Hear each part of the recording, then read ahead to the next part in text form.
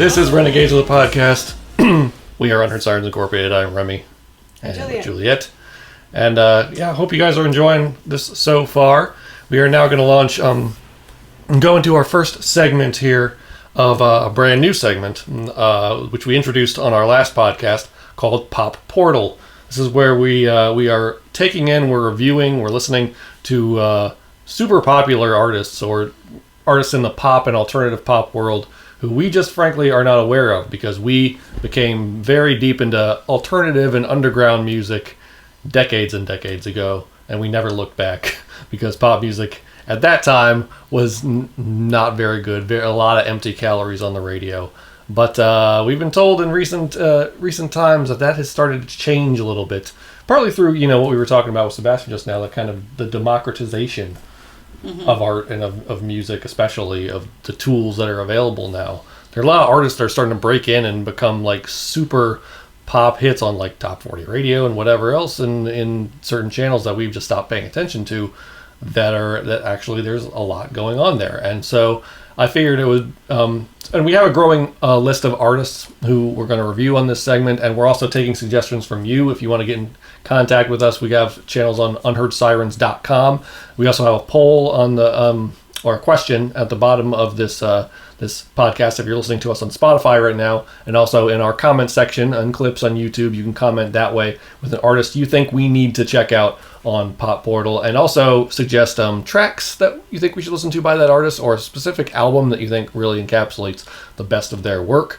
We are taking your suggestions, and we have a few, but I think there was an artist that immediately came to mind of somebody who's really big, who I've heard their music actually has some really good stuff going on, some real value to it, who we were just completely unaware of. Like I knew of this person, but I've never heard a lick of their music, and this may surprise you. This will really show you just how how we have not been paying attention to the pop world at all. We are going to review the music of Billie Eilish. And going into this, I wouldn't have even known that was a name of a person in music. If you'd said, who do you think Billie Eilish is? I would have thought it was a man, and I would have guessed, I don't know, maybe a sports person, or I don't know, are they making TV shows? Like, I don't know. I think I might have heard the name Billie Eilish spoken before, ever, maybe, but I can't place it. Like, I'm not sure of it. Yeah. So basically, I've never heard of this person, and I didn't realize it was a female. And was like, sure, we're going to do Pop Portal, so we'll go investigate new music. But it's like completely outside of my spheres. Yeah. Oh, I listen to tons of genres, but it's just not this. Right, yeah. And I definitely knew who Billie Eilish was. I knew she started as a teenager. I knew her first singles that really started to break out, were produced by her brother. And I believe I later learned she still has a lot of her production done by her brother Phineas. Does a lot of the production of her songs, from his bedroom, is how they blew up, and that's cool that can happen now. That there is that democratization. But that's what I knew about her going in. I knew she was kind of hugely popular. I've heard a lot of people criticize her music for being kind of very maybe underproduced, just having not a whole lot going on, at least from music nerd people who's just and that she has a very certain style of whisper singing. That's kind of what I knew going in. So I didn't know what to expect as far as was I going to like it. I was kind of 50-50. I was like, this could either be up my alley or not. And I wasn't sure what to expect. So I've never heard of her, so I can't expect anything didn't know whatsoever. What to expect, yeah. Zero information. I just went in with an open mind. Yeah, but I went in also not knowing, also being 50-50 on what your reaction was going to be. I was like, I don't know if she could like this or not, because I think we could like this or not. And so I thought it was a good route with her music to I tried to cherry pick 5 songs that were not only incredibly popular and seemed to be massive hits, but also I tried to pick ones across her career, ones that were early on when she kind of first broke through to very recent stuff. And so I picked 5 songs for us to listen to, and then at that point, if we wanted to go deeper, if we wanted to listen to more of the music or listen to the songs multiple times to really get a feel for it, we could do that. And so the 5 that I picked were Bad Guy was the first hit. That was actually the one song that, cheating the concept of Pop Portal a little bit, that was the one song I had heard by her going into this, but I'd only heard that one song. That was all that I'd heard. I hadn't heard it. And I'd heard there's a cover of this song actually by a punk band called the Interrupters, where they changed it up a little bit and add horns to it because they're kind of like a ska punk kind of band. And that version of the song actually ended up in the recent season of Umbrella Academy. Oh, okay. In like the fight scene. Wow. And the one like fight scene with so 5. I've heard the ska punk in the background of an Umbrella Academy song where I didn't really register the soundtrack. So Bad Guy was one we listened to. When the Party's Over was another one. Lost Cause, Male Fantasy, and Happier Than Ever. And I think Happier Than Ever and Male Fantasy are off the most recent album. It seems to be with pop artists, they go through certain eras where you can tell what era it is because they change up their look. I've noticed this, like they'll change up their hair. They'll have like a distinct hairstyle or distinct something on one album cycle, and then on the next one they'll have. With Billie Eilish, it seems to be the hair. Like she started off with the blue hair, then she had green and with black tips, and recently she's been blonde. Is the most recent stuff. So that was kind of tracking the trajectory. So, I'll start with your thoughts. What are your overall thoughts on Billie Eilish's music? Our corgi puppy is barking in the background right now. Mm-hmm. Probably the neighbors taking their dogs for a walk, which makes her bark. Yeah. So it was interesting watching those 5 music videos and listening to the songs.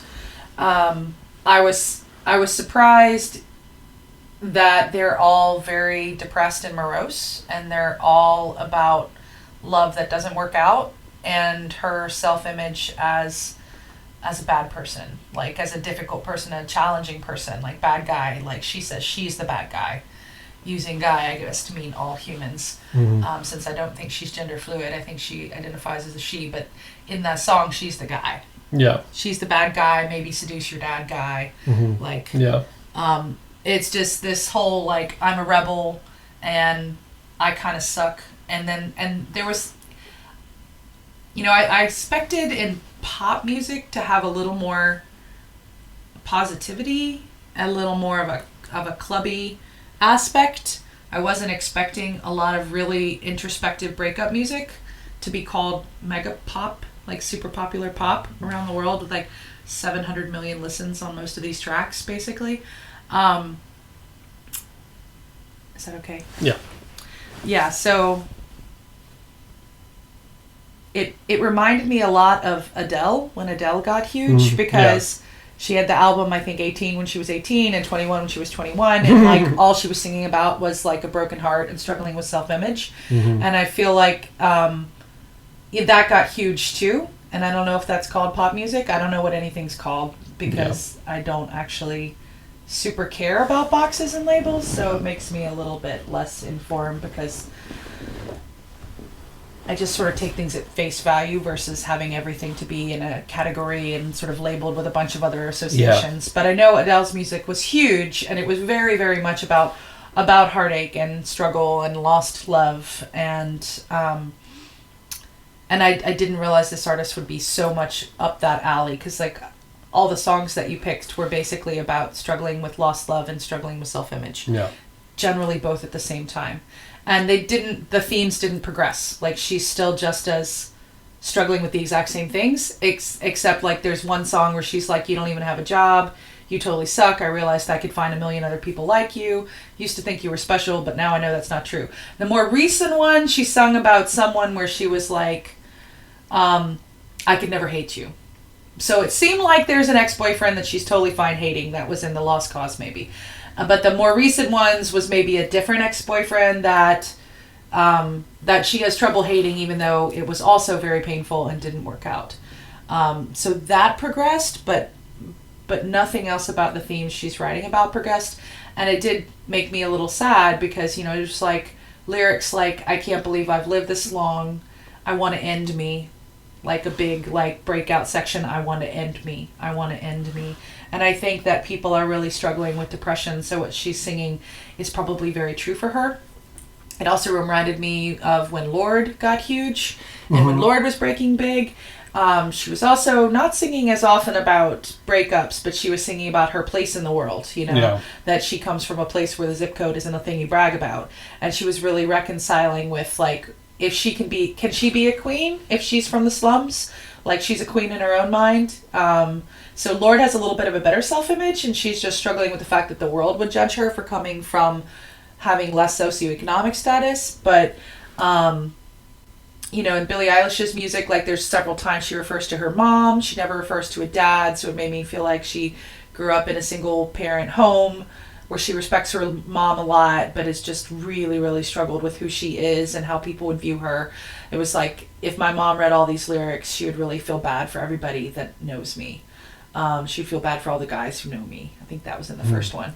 It was really like, yeah, the meaning of her songs is really sad. So it's 800, 700 million hits, 1.2 million hits. I don't know, like, so many people resonating with this. So I guess, being adolescent and being a young adult is really, really, really, really, really, really, really hard. Yeah. And, we've known about a number of suicides around us recently, like people connected to me, family members of people connected to me, fathers, brothers, students, middle school students, coworkers, creative colleagues, of different people that I'm connected to, that have suicided or are missing and presumed gone, and these are older people. These are all, except for the middle school student, which is so tragic. So it just made me think about that era of time and how many people are struggling with self-image and depression, and how much we all want love and we want to belong to other people and be reassured through our relationships, and that's really rocky. And generally, as people are approaching having relationships, there's a lot of stuff that doesn't work out well. You kind of learn through School of Hard Knocks a lot, and people have a lot of broken hearts. And if you're a poet and an artist, you feel these things really deeply, and then you make art about it. Yeah. And that seems to be where she's making her art.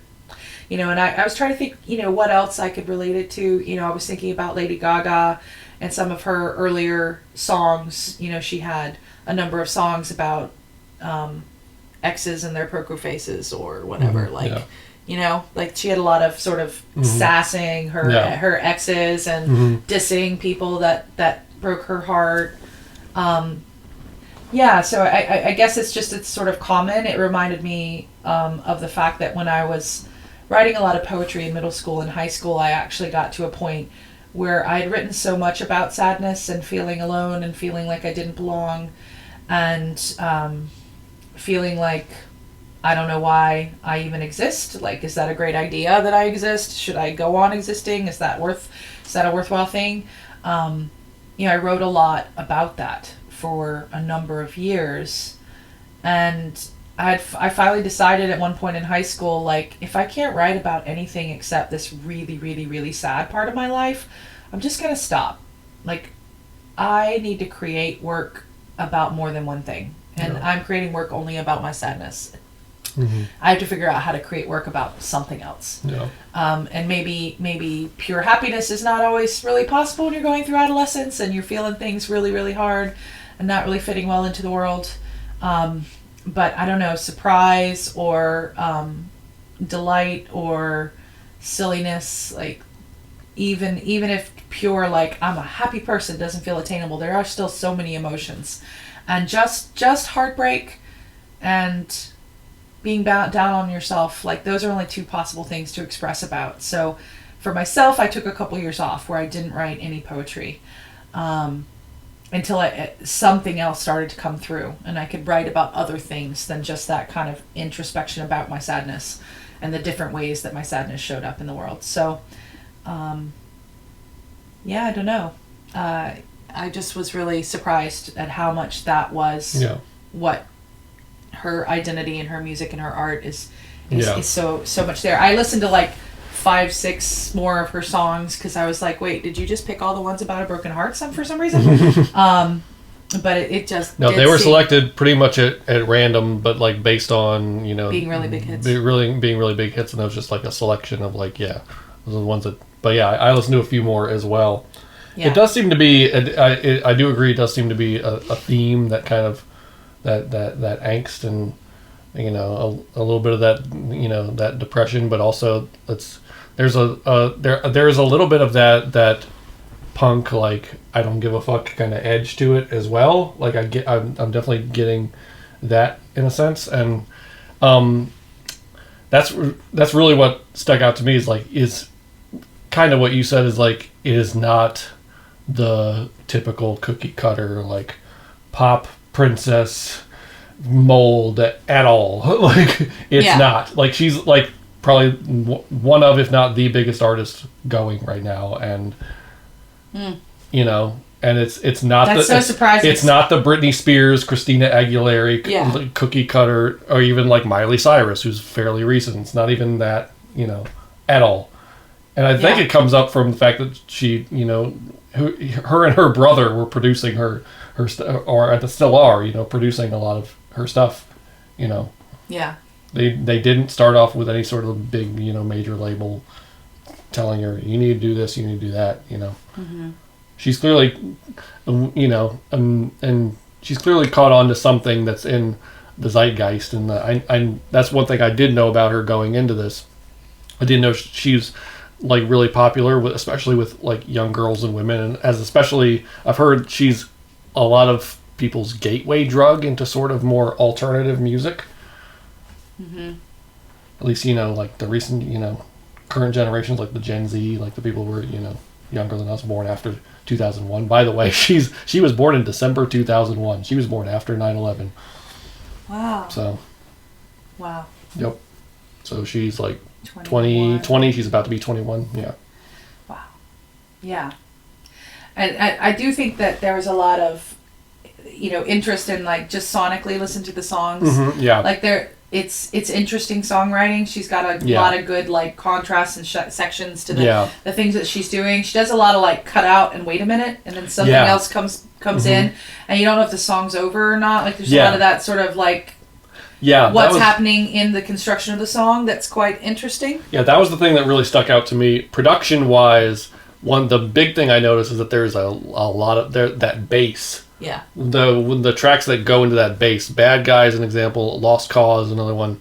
The tracks where they really, it's almost like trap bass, like hip-hop bass.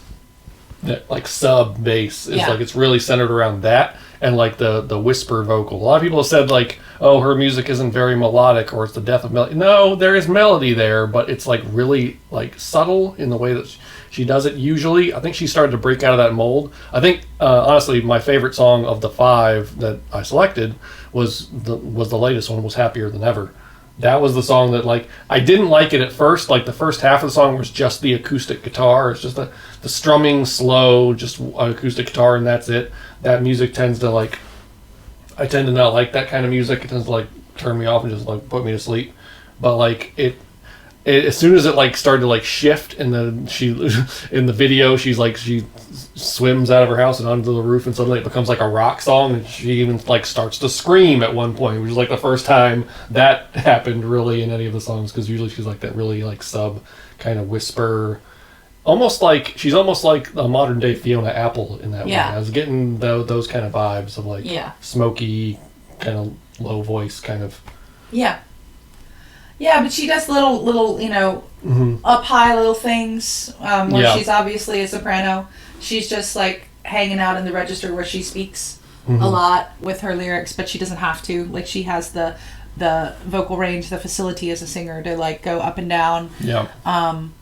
I didn't really think of it as whisper singing. That didn't really occur to me listening to it. She's sort of speaking, rapping, singing, you know. I mean, there's a little bit of like, it's not fully sung. In opera, they used to call that Sprechgesang, which was like in between sung and spoken, and it was like a whole technique that they used in like, I don't know, into the 19th century, earlier 20th century opera. It's just a vocal technique. It's just a choice. Like for me, I could tell that she has a lot of range as a singer. And it's just sort of that dry delivery because it has a lot to do with that kind of reveling and being sort of a self-loathing, rebellious, like up to no good character, and she's sort of, doing that. Yeah. Exactly. Yeah, like I will say, like the people who've like criticized her for like, oh, she's not actually singing, she's whisper singing. I'm like, shut the fuck up. Like it's clearly like it's her style. It is a choice, and I think it's a very like interesting choice. Honestly, like as somebody who's been accused of not being the best vocalist in the world, I'm just like, certain people have certain different vocal techniques, and that's what makes them unique, and that's what makes them them.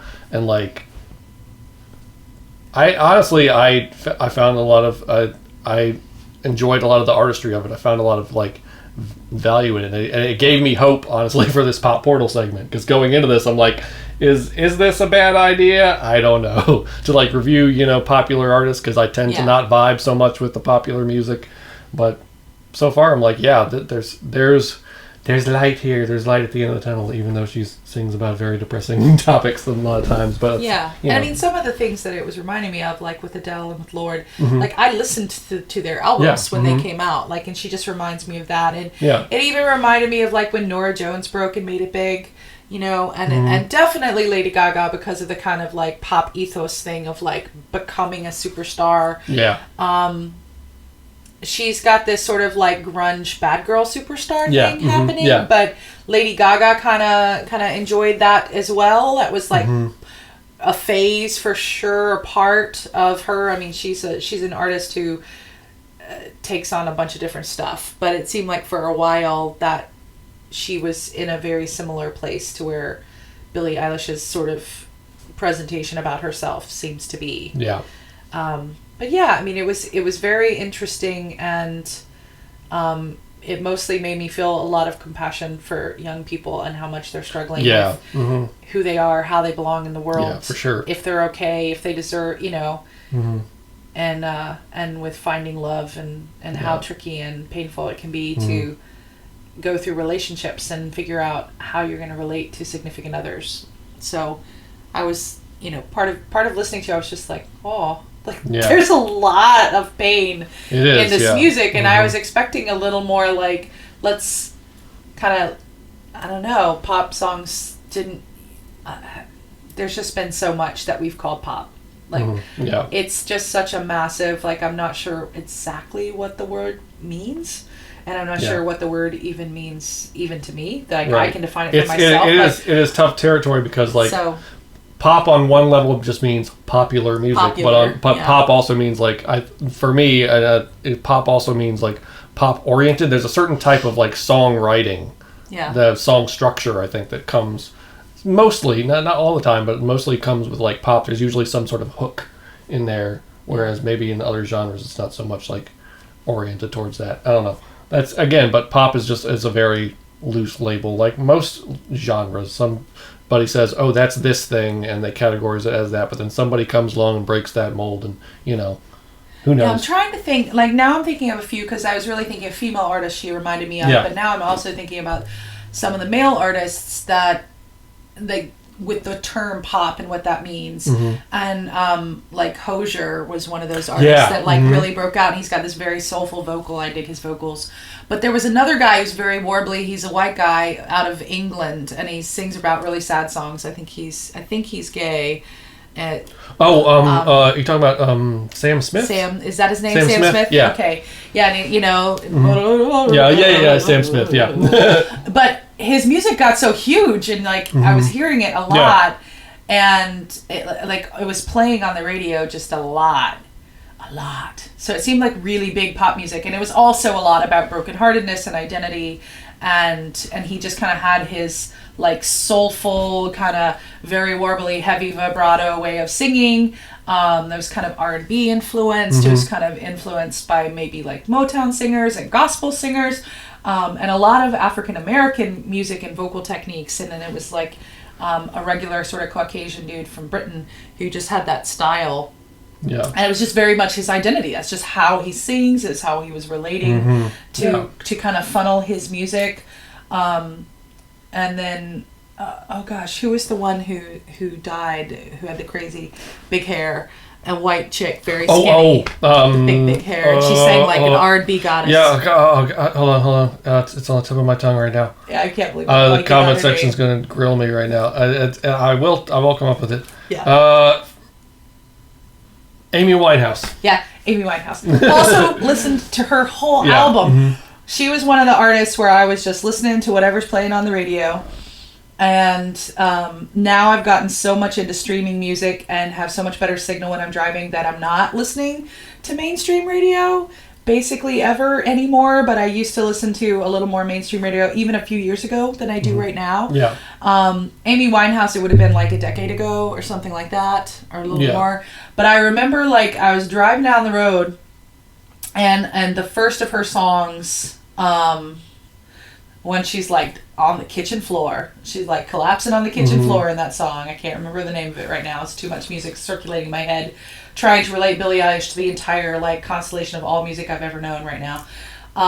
So the names for things are not coming super fast, but I literally like pulled the car over and was like, I'm gonna wait and see if they do a voice break soon so I can write down what that is, because what's happening, like that's amazing. And she was very deeply influenced by African American artists, specifically American, like African American artists, because her style was so R&B and soul, and she just had that technique down so great. And her stuff was all, very dark also about like, do I deserve to be here in the world, and heartbreak, and but so compelling and catchy the way her music would be written.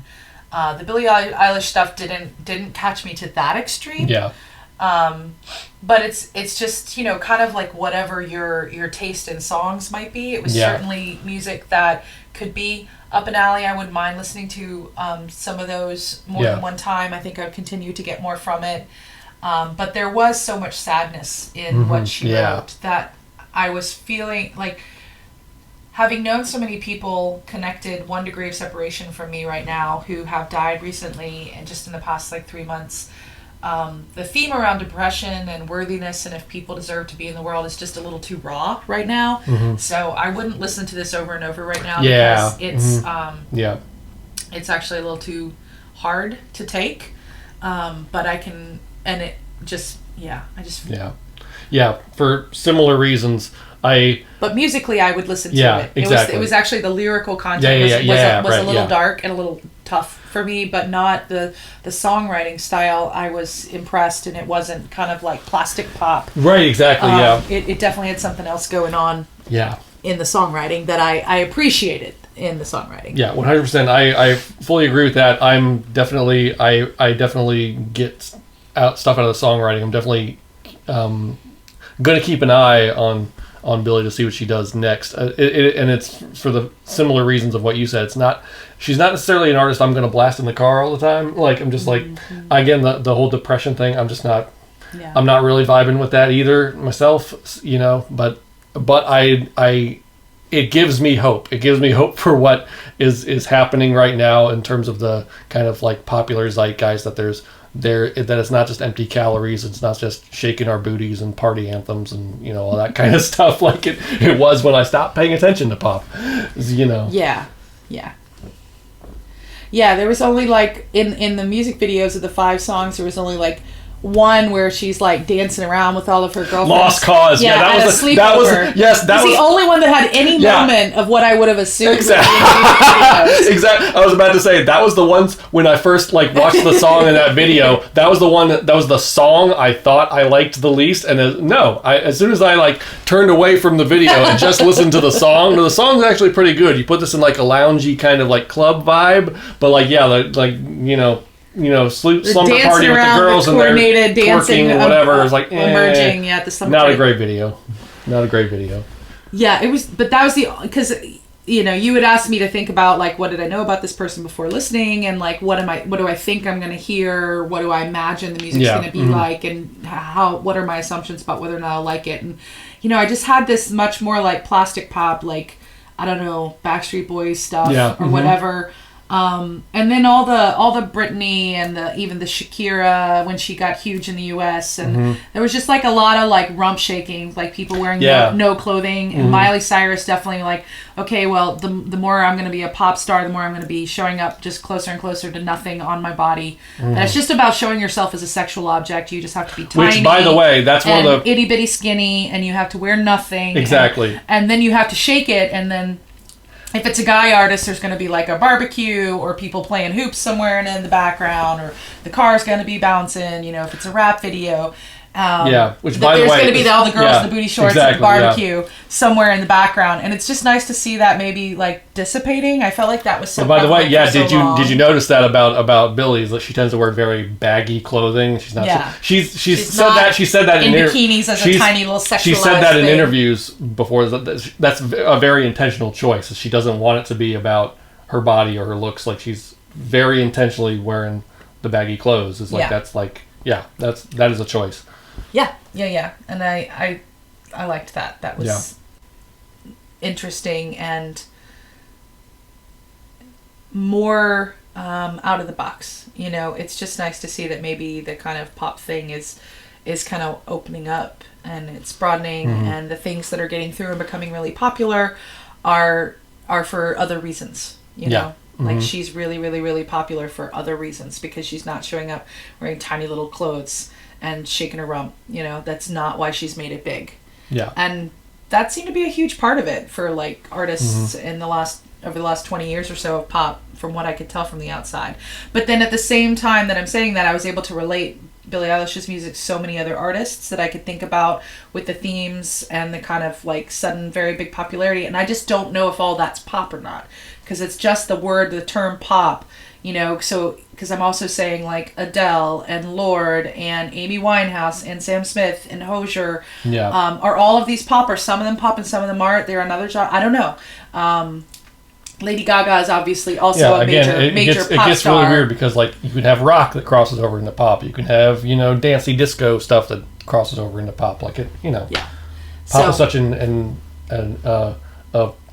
fluid, you know, silly putty of a term that, you know, it can apply to so many different things. It used to be like some really, really, really clear mega stars, you know, back in the like 80s and 90s going into the 2000s. And they were super like overproduced. It was like Michael Jackson and Madonna and Prince. Like they were massive pop stars, and they were pop. Yeah. So it's nice to see I don't know, maybe things are just gonna diversify a little bit in what people mean. And certainly, you know, it was kind of like we were saying in the conversation with Sebastian, that everything's been democratized. Our taste is like open. You can listen to so many different things. You can listen to so many different channels. You can get your find new artists through all different kinds of social media accounts, all different kinds of places that are streaming music.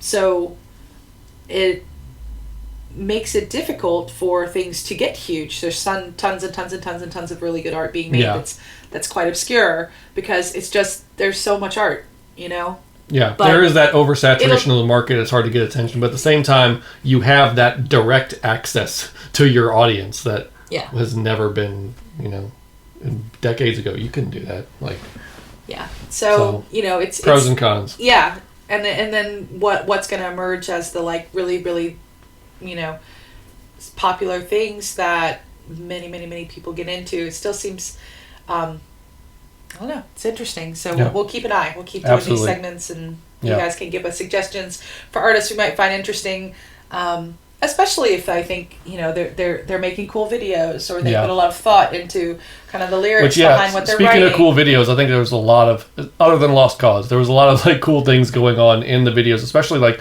when the party's over. Like as a video nerd, I want to know how they did that effect with the black liquid like dripping down her eyes. Like, I want to know how they did that. It was probably like CG or whatever, but like still, I want to know like how they did that. It was cool. Yeah. Some of my friends that are more like goth and fetish photographers have done techniques that I saw in her music videos. So there was a lot of the sort of influence of the underground that emerges into things that become more mainstream.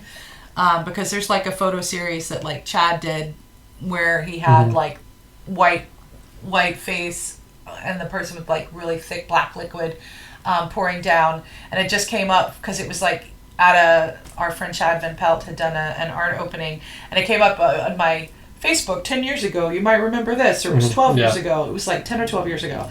And the photograph is right behind him, and it had the thick black stuff, and then like that within a few hours I watched the Billie Eilish video, and I'm like, that's the exact same technique as our friend. It's more coming from like the goth aesthetic. Yeah. And the dark wave, the goth, all of that. So it is interesting. The visual imagery is definitely like crossing over. Yeah. And I liked the one where she was like pulling her wagon, and at the end the cops like they're waiting to bust her, whichever track that was. Was that Bad Guy? Was that the first video where she was pulling her wagon? I can't remember. Walking down the road. She's sort of walking down the road in the thing. I don't know if that was one of the ones I selected.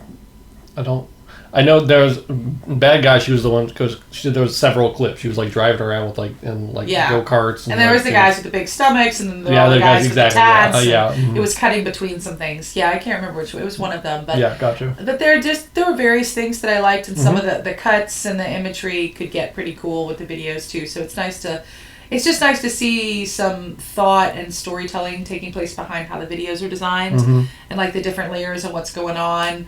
It doesn't have to just be like only one concept. That there's like a layer of a few different concepts of storytelling that were being woven together in some of the videos, other than the Lost Cause. Yeah, which was very much like, no, this is just a breakup song, and this is shot at my sleepover with my girls. Yeah. Which is fine. I mean, you can also have a video where you have one concept that you pursue.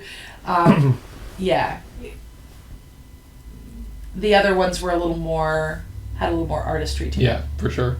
Yeah. Yeah. I agree. So overall, would you recommend people check out Billie Eilish who maybe haven't heard any of her stuff? Yeah, it's definitely worth a listen. See if people like it. I would agree. Yeah. I would agree. Definitely worth a listen. Definitely, probably not like a favorite artist, but definitely one I'm going to keep my eyes on. And even like the production value, which some people have complained about, is it's too simple, whatever. I think it just the simplicity of the production, the songwriting, can really open up your ears and like to what's important in a song. Like I think especially when you're getting started in music, you can tend to have this inferiority complex and overproduce your songs and put too many things going on at once. And so like to hear things that are a little bit stripped back to like just like a beat and some bass and certain elements coming in and some like things drop out can really like, so it's kind of opened up my ears in that sense of like what song production and what a song can be. So yeah, I would recommend Billie Eilish for sure. And again, we are going to keep doing these Pop Portal segments. So if you have artists that you think we should check out, again, doesn't matter how huge they are. If they're massively huge, there's probably a chance we have not heard a lick of their music. So don't be afraid. Suggest something in the comments that you think we need to check out, either in the comments of this YouTube clip or Spotify, wherever you're listening to us, or on our website, unheardsirens.com. Get in touch with us and let us know who we need to check out on Pop Portals.